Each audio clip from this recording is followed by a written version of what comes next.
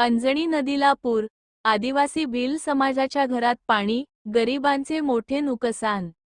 एरंडोल प्रतिनिधी, कैलास ठाकरे, एरंडोल, .31 जुलै।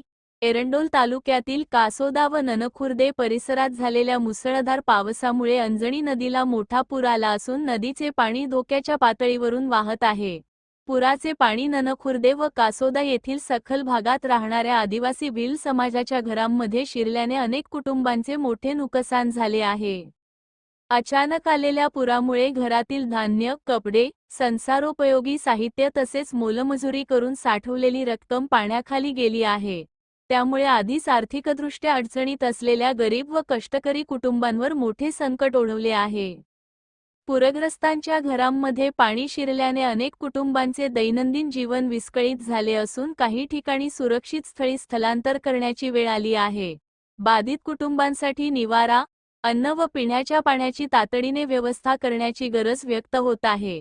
स्थानिक नागरिकांनी महसूल व आपत्ती व्यवस्थापन विभागाच्या अधिकाऱ्यांनी तात्काळ घटनास्थळी भेट देऊन नुकसानीचे पंचनामे करावेत, तसेच पूरग्रस्तांना शासनाकडून त्वरित आर्थिक मदत व नुकसान भरपाई जाहीर करावी, अशी जोरदार मागणी केली आहे।